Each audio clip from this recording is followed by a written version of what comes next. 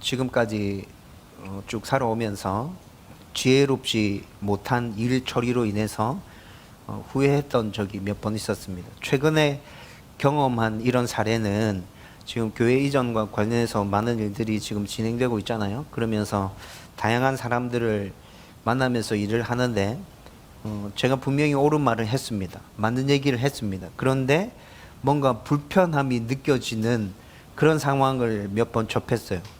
지혜롭지 못하게 말하고 지혜롭지 못하게 일을 처리했구나 라는 생각이 들었습니다. 여러분, 보통 이렇게 되면 제가 옳은 말을 했고 맞게 일을 처리했다 할지라도 상대방이 저를 어떻게 생각하죠? 고집불통, 독불장군, 굉장히 이 사람 까다롭네. 상대방은 이렇게 생각하게 되죠.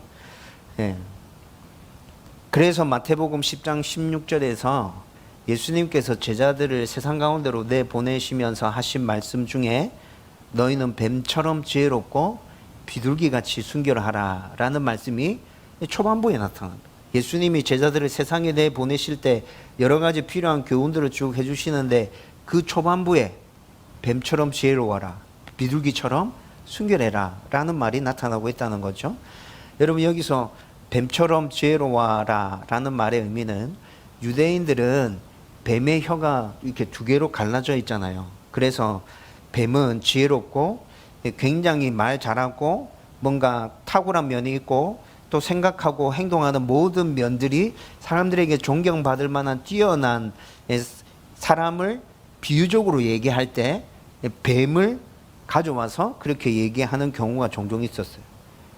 여러분, 그리고 비둘기는 유대인들에게 정절을 상징하는 새였습니다. 비둘기는 저도 처음 알았어요. 비둘기는 짝을 딱 정하면 짝이 죽을 때까지 절대 바꾸지 않고 자기가 정한 짝과만 평생 살아간답니다. 그래서 비둘기가 정절을 상징하게 되는 것이고, 비둘기처럼 순결하라는 말은 세상 가운데 살아가지만 하나님을 사랑하는 마음과 예수님을 사랑하는 마음이 변치 않고 경건을 유지하면서 그렇게 살아가야 된다라는 의미에서 예수님께서 제자들을 세상 가운데로 내보내시면서 뱀처럼 지혜로워라, 비둘기처럼 순결해라 라고 말씀하고 계신 것이죠. 그런데 오늘 우리가 나누려고 하는 말씀에서 아비가일이라는 여인이 등장하고 있는데, 이 여인이 지혜와 경건을 고루 갖추고 있는 인물로 지금 우리 앞에 섰습니다. 나발의 악한 말과 또 어리석은 행동 때문에 분노가 폭발해서 나발의 집을 전멸시키기 위해서 다윗이 출정을 했죠. 자기 집에 자기와 함께 하고 있는 용사 400명을 데리고 나발을 갈아엎어 버리겠다고 그렇게 길을 나섰어요. 그런데 아비가일이 지혜로운 말과 행동으로 다윗을 진정시키고, 다윗이 계속해서 하나님의 섭리 가운데서 하나님의 일을 감당할 수 있도록 아주 슬기롭게 돕고 있는 모습이 저와 여러분들이 오늘 읽었던 본문의 말씀입니다. 저와 여러분들도 이 말씀을 함께 나누면서 우리에게도 아비가일에게 넘쳐났던 이 지혜가 넘쳐난다면 우리도 이 세상에서 살아갈 때 지혜롭게 또 경건하게 살아가면서 많은 사람들을 도와주고 또 그들을 하나님께로 인도하는 이 슬기로운 모습으로 주와 동행하면서 살아갈 수 있게 될 겁니다. 이 은혜가 저와 여러분들에게 넘치기를 주님의 이름으로 축원드립니다. 여러분, 우리는 지난주에 청지기 의식을 가지고 나발의 집안에 닥칠 불행을 막기 위해서 적극적으로 나섰던 한 종에 대해서 살펴봤죠. 이 종은 자기의 말과 행동 때문에 자기에게 큰 문제가 생길 수 있다는 것도 알고 있었고 또 불이익을 당할 수 있다는 것도 잘 알고 있었습니다. 그렇지만 주인의 집에 닥칠 그 불행을 못 본 척할 수가 없어서 현명했던 안주인인 아비가일에게 찾아와서 적극적으로 이 문제를 알리고 빨리 해결해야 된다고 강하게 요청했죠. 여러분, 이 종의 이런 행동은 이 당시 종의 모습에서는 찾아볼 수 없는 모습이었어요. 종이 이렇게 나서서 주인에게 명령하고 또 이렇게 해야 됩니다, 저렇게 해야 됩니다 말하는 것은 종에게 있어서는 굉장히 불리한 말과 행동을 하고 있는 것이죠. 주인이 어떻게 볼지 이거 굉장히 심각하게 좀 생각을 진지하게 해봐야 되는 문제였어요. 그럼에도 불구하고 이 종이 이렇게 하고 있는 것은 이 종에게 청지기 의식이 분명히 있었다는 것입니다. 주인의 뜻이 무엇인지 잘 파악하고 그 주인의 뜻에 따라서 순종하면서 모든 일들을 진행하려고 하는 그 청지기 의식이 이 종에게 있었기 때문에 주인의 집에 닥칠 그 불행을 두고만 볼 수 없어서 이렇게 나서서 이야기하고 있었다는 것이죠.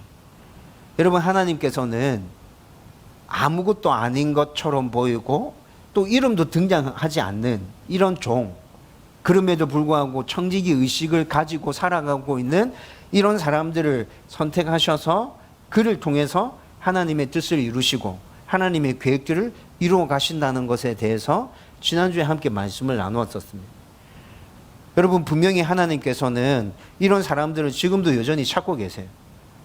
우리가 이 시대의 청지기 의식을 가지고 하나님의 뜻이 무엇인지 잘 파악하고 그 뜻대로 온전히 순종하면서 살아가기 위해서 몸부림치고 있다면 하나님이 우리와도 동행하시면서 우리를 통해서 하나님 뜻을 이루어 가시겠죠. 그리고 우리가 그렇게 청지기 의식을 가지고 있을 때 이 종의 그런 모습을 통해서 주인이 나발의 집에 임할 그 전멸을 하나님께서 유보시켜 주시잖아요. 이 종으로 말미암아서 다윗이 실수하고 범죄하는 일에 대해서 이 종으로 말미암아서 그 일이 막히도록 하나님께서 일하고 계시죠. 여러분, 우리 또한 청지기 의식을 가지고 살아갈 때 많은 사람들에게 이런 선한 영향력을 흘려보내 줄 수 있다는 것입니다. 저와 여러분들도 청지기 의식을 가지고 먼저 주인의 뜻이 무엇인지, 하나님의 뜻이 무엇인지 파악하고 그 뜻을 이루기 위해서 노력하고 또 우리의 그런 모습 때문에 다른 사람들에게도 선한 영향력이 흘러가는 그런 삶을 살 수 있기를 주님의 이름으로 축원드립니다. 오늘 말씀은 지난주에 살펴본 한 종에 이어서 이제 현명하고 지혜롭고 경건한 여인 아비가일을 통해서도 다윗을 이스라엘의 온전한 왕으로 세우시려는 하나님의 일하심이 분명하게 드러나고 있는 부분입니다. 오늘 우리가 읽은 본문 말씀 18절을 보면 한 종이 소식을 전해준 그것들을 다 듣고 난 다음에 아비가일도 종이 직감했던 것처럼 뭔가 큰일이 일어날 수 있겠구나라는 것들을 바로 깨닫게 됩니다. 그리고 난 다음에 그 일을 수습하기 위해서 바로 움직이고 있죠. 여러분, 오늘 우리가 읽었던 18절 말씀에 보면 급히라는 단어가 나와 있습니다. 아비가일이 급히 굉장히 신속하고 재빠르게 지금 이 문제를 처리하기 위해서 움직이고 있다는 것입니다. 그런데 아비가일이 진행하는 일에서 처음부터 끝까지 그녀의 지혜가 계속해서 나타나고 있습니다. 야, 아비가일이 진짜 지혜로운 여자네. 오늘 우리가 읽었던 본문 말씀을 조금만 생각하면서 쭉 읽어보면 금방 이 여자가 굉장히 지혜롭다는 것을 금방 알 수 있다는 거죠. 먼저 알 수 있는 건 뭐예요? 그녀는 지금 아주 급하게 종이 얘기해 주는 거 다 들었죠? 그리고 급하게 뭐부터 하고 있어요? 음식부터 준비하고 있어요. 여러분, 다윗의 전령들이 처음 와서 요구했던 게 뭐죠? 음식이었어요. 음식을 좀 나눠달라는 거였잖아요. 여러분, 그런데 그것을 나발이 거절하고 모욕함으로 인해서 이 문제가 시작되어진 것이라고. 나발이 그 종의 이야기를 다 듣고 난 다음에 신속하게 제일 첫 번째 한 일은 다윗의 전령들이 요구했던 음식을 준비하는 거였습니다. 그런데 18절 말씀을 읽어보면 그 음식에 대한 수량이 자세하게 나오고 있는데, 그런데 이 수량이요, 다윗과 함께 하고 있는 일행들이 먹기에는 턱없이 부족한 양입니다. 우리가 읽었던 말씀에서는 뭔가 굉장히 많은 양을 얘기하고 있는 것 같죠? 18절 말씀에 보면 쭉 얘기하는데 야, 이 양이 장난 아니다 이런 생각이 들죠? 근데 다윗과 함께 하고 있는 일행이 대략 몇 명 정도 된다 했습니까? 장정만 600명. 그 장정들이 거느리고 있는 가족들까지 다 생각해 보면 대략 2,000명 정도가 지금 다윗과 함께 하고 있는 상황이라 그랬잖아요. 그런데 2,000명 정도가 함께 하고 있는데 이 정도의 수량의 음식이라면 이거 진짜 턱도 없이 모자라는 것이죠. 여러분, 아비가일이 이걸 알았을까요? 몰랐을까요? 이 정도 양의 음식을 준비하면 다윗이 충분히 만족할 거다, 그렇게 생각하고 이 음식을 준비한 것일까요? 그렇지 않을 거예요. 아비가일도 알고 있어요. 이거 턱없이 모자라는 양이다. 알고 있음에도 불구하고 왜 이렇게 준비하는 거죠? 자기의 마음을, 자기의 성의와 그리고 미안해하는 그 마음을 일단 이렇게 작은 음식이라도 준비해서 먼저 보내는 것으로 다윗에게 전달하려고 하는 그런 의도가 여기 안에 들어있다는 것이죠.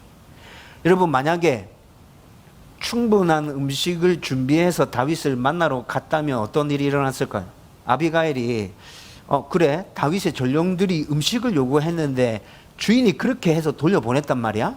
그러면 충분한 음식을 제공해서 내가 만나러 가야지. 충분한 음식을 제공했다면 어떻게 됐을까요? 늦죠.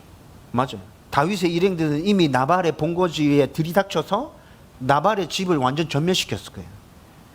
여러분, 아비가일이 생각할 때는 이건 굉장히 신속하고 빨리 처리해야 될 일이에요.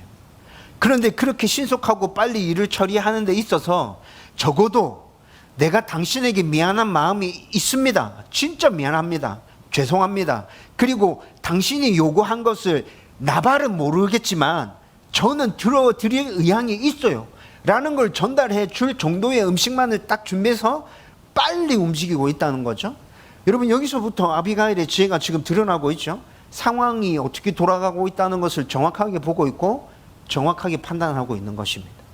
그리고 19절 말씀 보면 음식을 이렇게 준비했어요. 그리고 난 다음에 종들을 먼저 보내고 있습니다. 종들을 이렇게 먼저 앞세워서 보내는 것은 여러분, 유대인들에게 있어서 종종 있었던, 화해할 때 사용했던 방법입니다. 여러분, 좋지 않은 관계였는데 화해를 해야 될 것 같아서 사과를 건네는 사람의 입장에서 생각해 보면 뭔가 선물을 먼저 보내고 마음을 좀 풀어주고 난 다음에 미안하다 이렇게 진심 어린 사과를 건네면 사과가 한층 수월해지겠죠. 여러분, 유대인들이 틀어졌던 관계를 회복할 때 자주 썼던 방법이었어요. 그래서 창세기 32장에 보면 야곱도 형 에서와 화해하기 위해서 자기 짐승의 떼를 에서에게 선물로 좀 주면서 화해를 청해야 될 것 같은데, 세 떼나 나누어서 그 짐승의 떼를 선물이라고 하나하나 이렇게 보내면서 화해를 요청하는 것을 볼 수 있죠. 여러분, 야곱이 세 떼나 짐승을 보내어서 선물로 주면서 화해를 청하고 있다는 것을 볼 때 굉장히 두려웠구나. 에서가 자기를 보복하기 위해서 온다는 것 때문에 야곱이 지금 엄청 두려워가지고 한 떼도 아니고 세 떼나 선물을 보내면서 형 에서의 마음을 풀려고 그렇게 노력하고 있구나 라는 것도 언뜻 비치고 있고, 또 하나는 그가 아버지의 축복을 가로챈 이 일이 진짜 큰 잘못이었구나.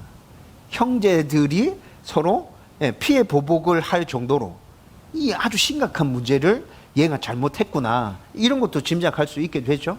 아무튼 야곱이 세 떼나 선물을 미리 보내면서 에서의 마음을 풀려고 노력한 모습에서도 관계를 회복하기 위해서 선물을 먼저 보내고 있는 이 부분이 어떻게 사용되는지 우리는 이해할 수 있어요. 여러분, 그리고 19절 뒷부분 말씀을 보면 이렇게 종들을 시켜서 준비한 음식을 먼저 보냈잖아요. 그리고 난 다음에 이 일이 나발에게는 알려지지 않았다, 나발에게 말하지 않았다, 이렇게 얘기하고 있는데, 여러분, 이 말씀을 히브리어로 살펴보면 그냥 단순히 나발에게 말하지 않았을 뿐만이 아니고 나발이 눈치채지 못하도록 굉장히 은밀하게 일들이 진행되고 있었어요. 집안에서 음식을 준비하고 준비된 음식을 종들에게 막 이렇게 시켜서 낙에 실어서 막 들려보내고, 이런 일들이 나발이 전혀 눈치채지 못하도록. 여러분, 왜 그랬을까요? 나발이 눈치채면, 앞에서 했던 행동을 떠올려 보면 나발이 눈치채면 즉시로 이 일에 제동이 걸렸겠죠. 나발은 다윗에게 음식 하나 갖다 줄 생각이 없어요. 그래서 이미 그를 심하게 모독해서 그 전령들을 돌려보냈던 것인데, 뭐하러 지금 이렇게 하고 있는데, 당장 나발이 이렇게 나올 걸 아비가일이 알았기 때문에 나발은 전혀 눈치채지 못하도록 굉장히 은밀하게 이 일들이 집안에서 진행되고 있었다는 것이죠. 그리고 난 다음에 종들을 보내고 20절 말씀 보면 그도 곧바로 뒤따라갑니다. 20절 말씀에 보면 산 호젓한 곳을 따라 내려가더니 이렇게 얘기하고 있죠. 여러분, 호젓한 곳이라고 하면 사람들이 많이 다니지 않는, 우리가 생각할 때는 아주 한산하고 여유로운 평탄한 거리를 걸어가는 것처럼 이 말씀이 그렇게 보여지잖아요. 그런데 이 말씀을 또 히브리어로 살펴보면 바위산이 병풍처럼 이렇게 둘러쳐져 있는 그 험준한 산악에서, 그래서 사람들이 다니지 않는 아주 호젓한 길을 지금 아비가일이 가고 있어요. 여러분, 지금 이 길은 굉장히 위험하고 험준한 길입니다. 그런데 아비가일이 지금 이 길을 마다하지 않고 여인이 왜 이런 길을 가고 있는 것이죠? 다윗을 만나기 위해서. 다윗을 만나기 위해서 지금 이런 길도 마다하지 않고 가고 있는 것이죠. 여러분, 아비가일은 앞에서도 얘기해 드렸는데 다윗이 지금 곧 들이닥칠 것이라는 그런 추측을 하고 지금 미리 이렇게 움직이고 있는 거죠. 다윗이 자신의 집안을 진멸하기 위해서 쫓아오는 것을 어떻게 해서든지 저지해 보겠다고 지금 이런 일들을 하고 있는 거예요. 여러분, 그런데 아비가일의 이 추측이 틀렸습니까? 우리가 읽었던 오늘 본문 말씀에서도 이 추측이 틀리지 않았다는 것이 나타나고 있습니다. 21절과 22절 말씀 보면 다윗은 이미 나발의 집안을 전멸시키겠다고 작정하고 자기의 장정들을 거느리고 지금 몰려오고 있는 상황이죠. 여러분, 이런 상황이었기 때문에 아비가일이 굉장히 마음이 급했고 또 길이 평탄하고 뭐 길이 험난하고 이런 것들을 가릴 수 있는 상황이 아니에요. 그렇게 서로의 길을 각각 걸어가고 있는 중에 다윗과 아비가일이 딱 만나는 그 순간이 오게 된 거예요. 여러분, 이렇게 다윗과 아비가일이 만났을 때 아비가일의 지혜는 더 두드러지게 드러납니다. 우선 23절을 보면 다윗을 보고 급히 나귀에서 내려 또 이렇게 얘기합니다. 23절 말씀에 보면 또 급히라는 단어가 나타나고 있죠. 여러분, 18절에 사용되어졌던 급히라는 단어와 23절에 나타나는 이 급히라는 단어는 굉장히 신속하게 행동하고 있는 모습을 보여주는 똑같은 단어입니다.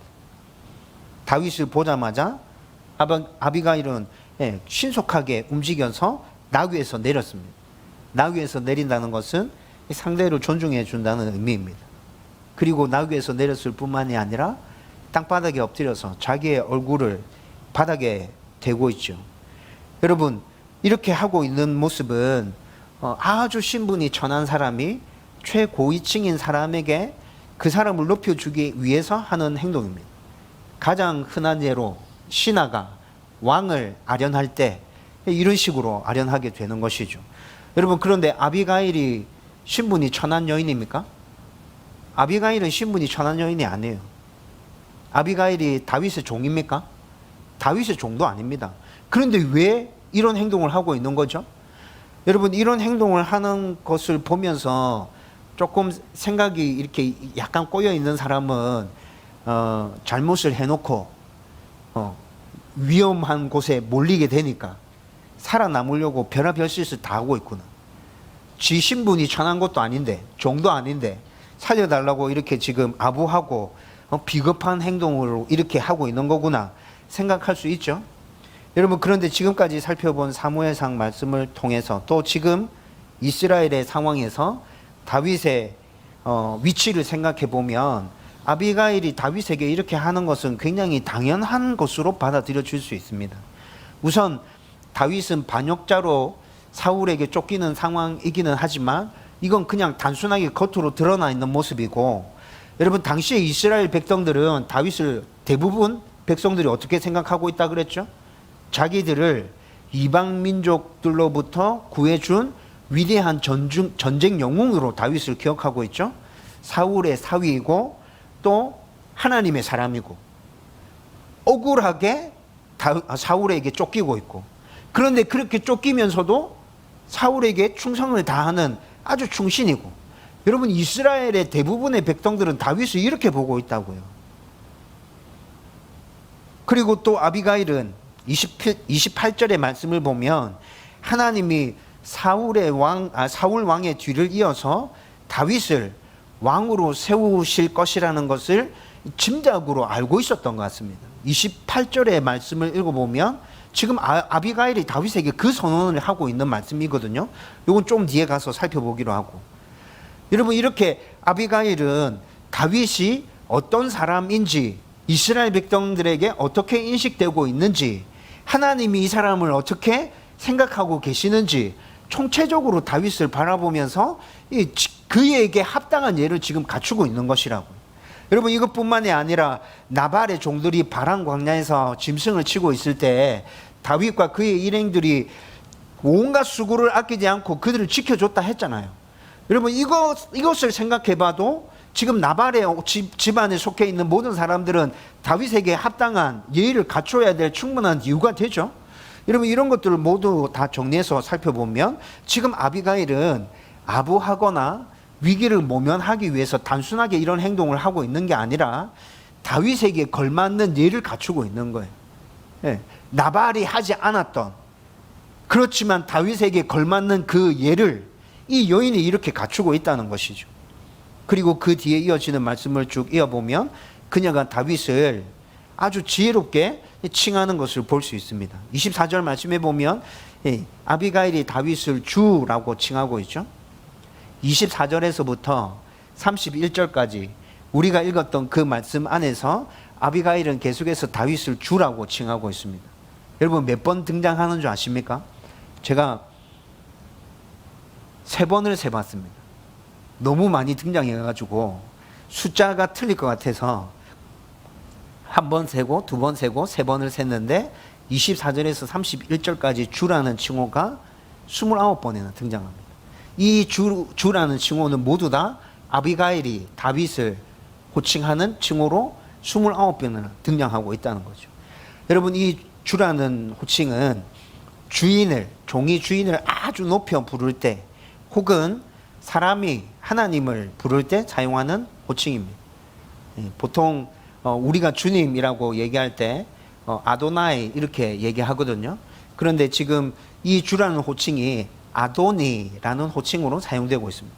그러니까 우리가 하나님을 부를 때 주님, 아도나이나 종이 주인을 부를 때 아도니라는 이 단어들은 똑같은 의미의 호칭이라는 거죠. 여러분, 그리고 이뿐만이 아니라 24절 말씀을 잘 살펴보면 아비가일이 나발이 다윗을 모욕한 것을 자기 잘못이라고 설명하고 있습니다. 자기가 잘못했다고 얘기하고 있어요. 여러분, 주라고 칭해놓고 당신을 그렇게 모욕한 건 내 잘못입니다, 이렇게 얘기했다는 거죠. 25절 말씀을 읽어보면 아비가일이 왜 이렇게 얘기하는지 그 이유도 나타납니다. 25절 말씀 보면 나발이라는 그 이름의 뜻이 가지고 있듯이 그 사람은 아무 쓸모없고 바보 같은 사람입니다. 그 사람의 말은 하나도 신경 쓸 게 없어요. 당신의 전령들이 우리 집에 왔을 때 내가 그것을 알고 나가서 합당하게 맞이하고 예의를 갖췄어야 했는데 제가 그것을 몰랐어요. 그래서 제 잘못이에요 라고 아비가일이 지금 설명하고 있다는 거죠. 여러분, 그런데 아비가일의 이런 설명은 좀 억측같이 들리지 않습니까? 나발이 성인이잖아요. 어른이잖아요. 어른이 잘못한 일은 어른이 자기가 책임지는 거죠. 그렇죠? 그리고 이 집안의 주인이 누굽니까? 아비가일입니까? 이 집안의 주인은 나발입니다. 나발이 잘못한 것에 대해서 나발이 책임져야 되는 것이 맞는데 왜 안여자인 아비가일이 나서서 자기가 잘못했다고 하는 걸까? 이거 안 맞는 것 같은데? 라는 생각이 들기도 합니다. 여러분, 그런데 아무리 성인이라 하더라도 지능이 좀 떨어지는 사람이나 시도 때도 없이 사고를 치고 다니는 사람 같은 경우에는 그 일들을 수습해 주는 사람들이 항상 뒤따르고 있습니다. 그렇죠? 네, 지능이 떨어지는 사람들은 부모가 보호자가 되어주기도 하고 형제들이 보호자가 되어주기도 하죠. 그리고 시도 때도 없이 사고를 치고 다니는 사람들은 그 집안에 누군가가 그 사람이 친 사고를 수습하기 위해서 항상 뒤따르고 있는 것들을 볼 수 있다는 거죠. 아마도 아비가일이 나발이 치고 다녔던 그 많았던 사고와 문제들을 전부 다 수습하고 다녔다라고 추측할 수 있다는 것이죠. 그리고 아주 심하게 가부장적인 유대 사회에서 남편이 잘못한 것인데 아녀자가 나서서 이건 내 잘못입니다 라고 말하는 것을 보면 다른 사람들 입장에서 굉장히 측은하게 여겨지기도 합니다. 야, 이 사람이 진짜 오죽했으면 이렇게 했겠나.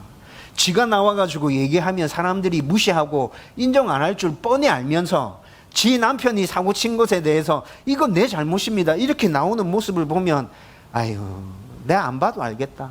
네 남편은 어떻는지 내가 안 봐도 알겠다. 여러분, 이런 측은함이 또 생긴다는 것이죠. 여러분, 여기까지만 이렇게 살펴봐도 아비가일이 지금 굉장히 지혜롭게 일을 잘 처리하고 있다는 것이 분명하게 드러나죠.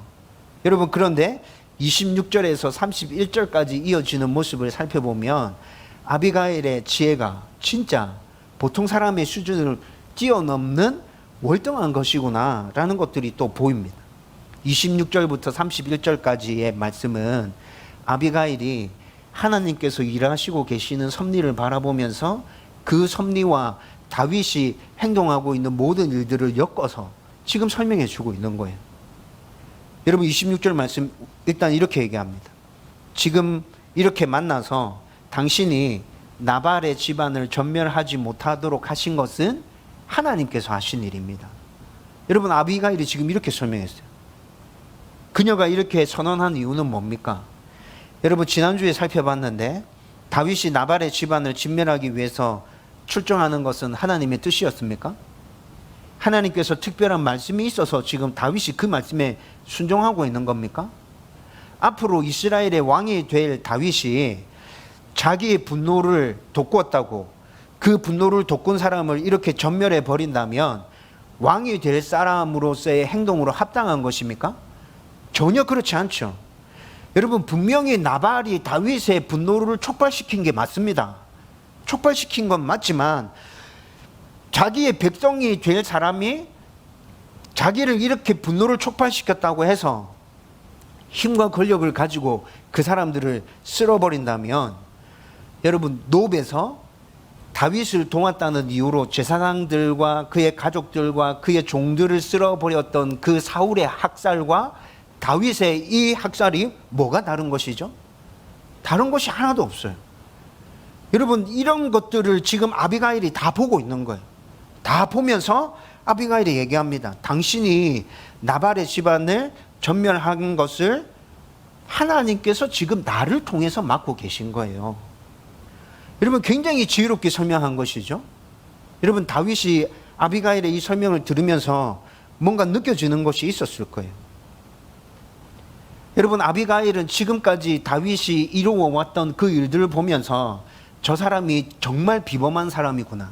그리고 저 사람은 다윗 왕, 아니 사울 왕에 의해서 그냥 끝날 인물이 아니라 이후에도 하나님께 붙들려서 정말 큰 일을 할 인물이구나 라는 것들을 아비가일은 짐작하고 있었어요.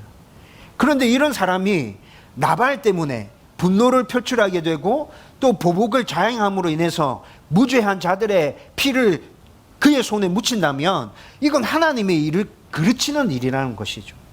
아비가일이 지금 이 관점에서 다윗에게 설명하고 있는 것입니다. 그리고 28절 말씀에 보면 하나님이 당신의 집안을 든든하게 세우실 것입니다, 이렇게 얘기하고 있는데, 이것도 아비가일이 하나님이 다윗의 집안을 이스라엘의 왕가로 굳건하게 세우실 것임을 아비가일의 입을 통해서 하나님께서 선언하게 하시는 것입니다. 여러분, 아비가일은 사무엘을 통해서 다윗이 이스라엘의 왕이 될 것이라는 것을 전달받지도 못했죠. 이것과 관련된 소식을 전혀 알 길이 없어요. 근데 아비가일이 이런 이야기를 하고 있는 근거는 그녀가 지혜로워서 펼쳐지고 있는 모든 일들을 보면서 이 사람을 하나님이 이스라엘의 왕으로 세우시겠구나.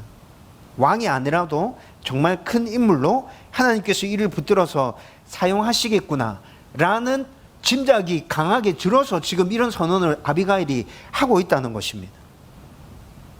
그러면서 하나님께서 당신의 집을 든든하게 세우실 것 같다는 생각이 드는데, 그 이유는 뭐냐면요, 당신은 당신의 싸움을 하는 게 아니라 하나님의 싸움을 하고 있잖아요.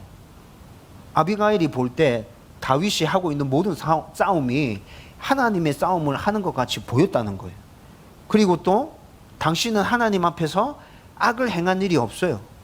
잘못할 때 있었지만 즉시 회개했고 하나님 앞에 바로 서기 위해서 노력했고, 당신이 하나님의 싸움을 싸우고 있고 하나님 앞에서 악을 행한 것이 없기 때문에 하나님께서 당신의 집을 든든하게 세우실 것입니다.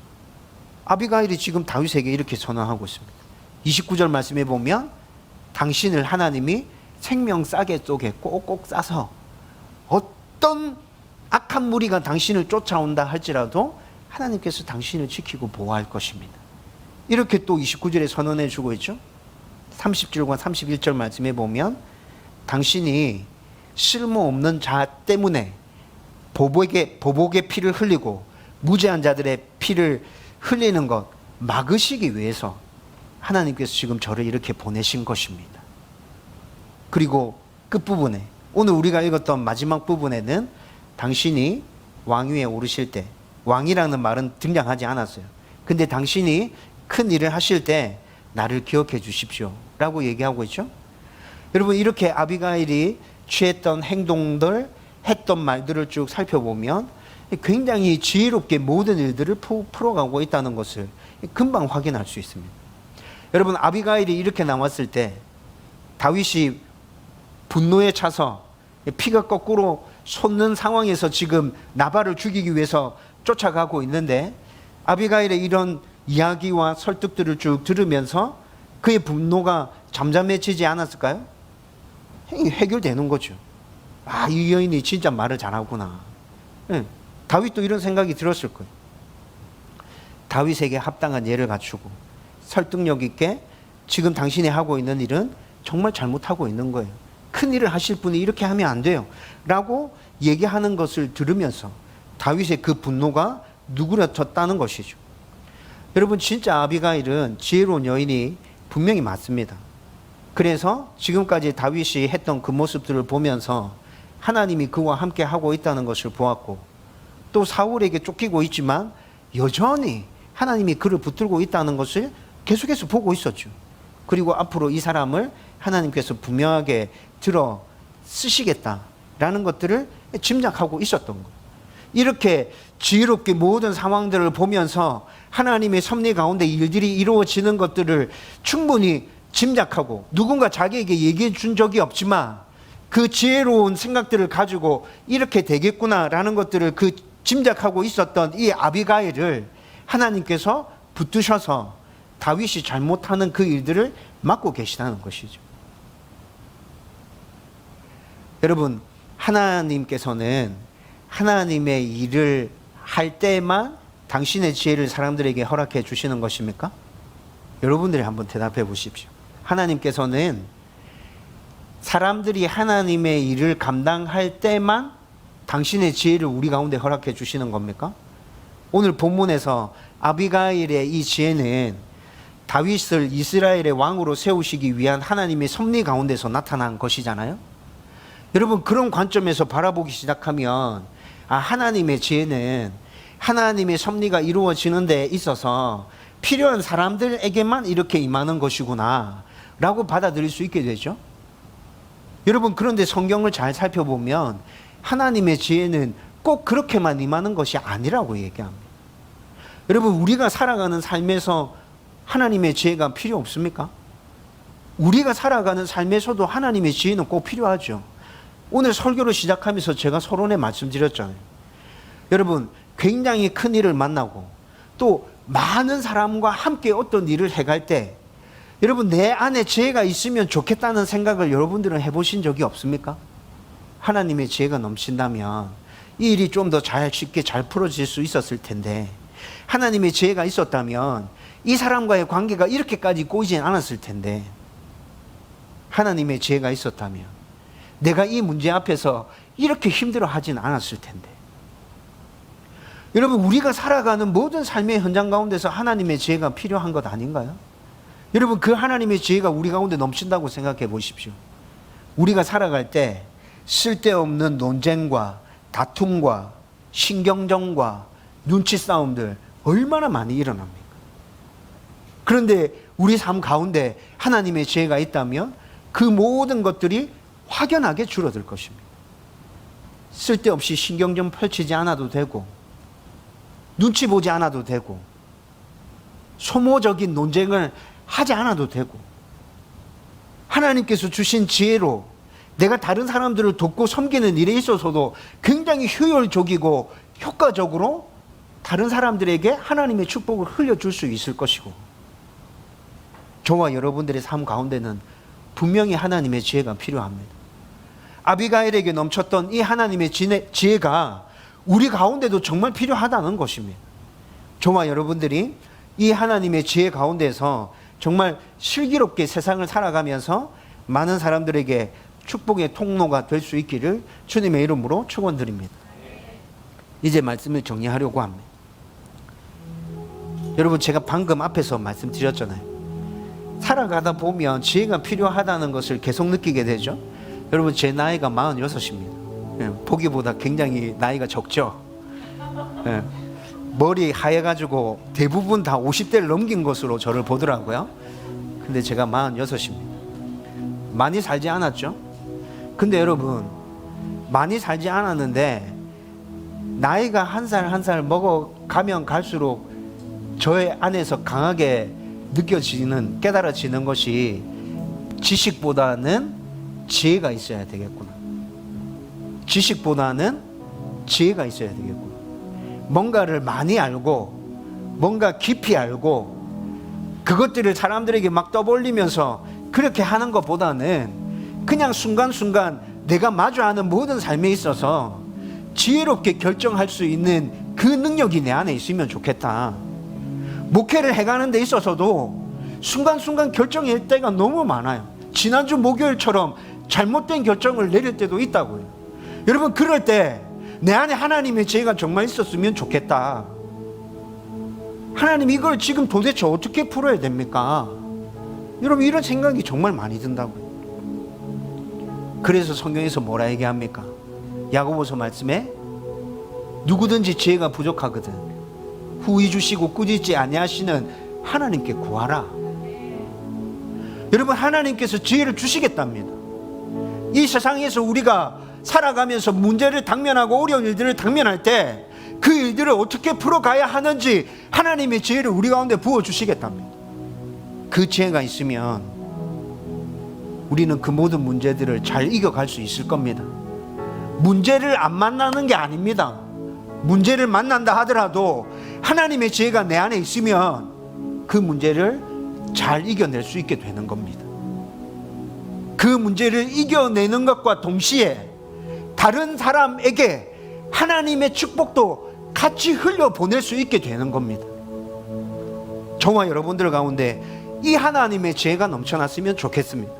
우리가 꼭 하나님의 일을 감당할 때만 이 지혜가 필요한 게 아니라 이 세상을 살아가는 데 있어서 하나님의 지혜는 저와 여러분들에게 모두 다 필요한 것입니다. 아비가일과 같은 이 지혜가 넘쳐나기를 주님의 이름으로 축원드립니다.